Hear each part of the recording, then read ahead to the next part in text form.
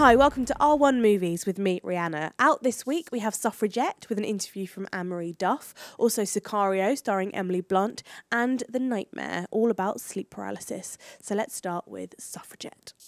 This tells the story of the suffragettes from the point of view of Maud, a young washerwoman who realises, along with others, that she has the opportunity to change her world. What gives you the right to put that woman's life at risk? What gave you the right to stand in the middle of a riot and watch women beaten and do nothing? You're an hypocrite. I uphold the law. The law means nothing to me. I've had no say in making the law. That's an excuse. It's all we have. We break windows.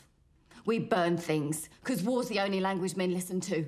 Because you've beaten us and betrayed us and there's nothing else left. This story seems so timely when there are a multitude of conversations going on about what it means to be a feminist, and it's fantastic to be reminded of why we're able to have these conversations in the first place, because of these women, and the actresses portraying them are a class unto themselves. Kerry Mulligan, Helena Bonham Carter and Anne-Marie Duff, who I spoke to. It felt very, very special, I can't lie, and we were all desperately proud of it and proud to be with each other, and we knew the script was awesome. We knew that it was the right time to tell this story. That there's something in the air, there's something afoot at the moment, and there's lots of young women doing incredible things and screaming out loud, and we wanted to be part of it all, and so it did feel really precious. Anne Hathaway was talking the other day about her experience working with Meryl and how she was so in awe of her that her experience was almost ruined a little bit because she just couldn't enjoy it properly. I know you didn't get nearly as much time with Meryl on this film as she did, but how did you manage to Well, we were just all fangirling? we were all total talent crush. We all were desperately in love with her. And it was great because she's playing Pankhurst, who we all supposed to have a huge crush on anyway. Of course. So we didn't have to do any work. But there was one hilarious day when Kerry and I just realised we were both just sitting at her feet, listening to her talking. And that wasn't even in the film. That was just Imagine, if only. And she's the most sublime woman. She's such a huge talent and such a hugely beautiful person. It does feel like a very safe, solid adaptation, and for once it's the male characters who aren't particularly well written. But go and see this film for a very powerful and absorbing story. 4 stars for Suffragette. Next up, it's Sicario. Emily Blunt plays an FBI agent out of her depth when she gets put on a task force specialising in bringing down Mexican drug cartels. The State Department is pulling an agent that specializes in cartel activity. FBI! You'll be part of the team. What's our objective? To dramatically overreact.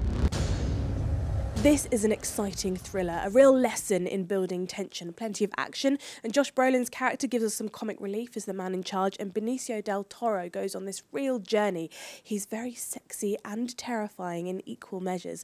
But Emily Blunt, although she's a fantastic actress and is very compelling in this as a fish out of water, she is just there to be a sounding board, to react to things. If you take her character out of the equation, this would still be roughly the same film. So 4 stars for Sicario. Finally, it's The Nightmare. This is a documentary about people who have sleep paralysis, where their bodies fall asleep but their mind is still aware, and so they see really nightmarish things, including a shadow man with gleaming red eyes. It starts talking to me. He repeats, "You know who I am." You know who I am. You don't know who I am right now. I like the idea of a documentary borrowing from the horror genre more than I like the execution of it. So the subject is the shadow man, and he crops up in so many people's nightmares, and it's so bizarre that that happens all across the world, but there's never any attempt to explain it. There's no scientific reasoning. It's just a handful of people giving us their anecdotes of these sleep paralysis experiences, and that can only be fascinating to a point before it gets repetitive. So 3 stars for The Nightmare. Next week, I will be reviewing Pan with an interview from Hugh Jackman. Also, Crimson Peak starring Tom Hiddleston, and Transylvania 2. If you want all the movie news and you want to know what the #1 movie is at the UK box office this week, then don't forget to check me out on the #1 show on Radio 1 iPlayer every Sunday.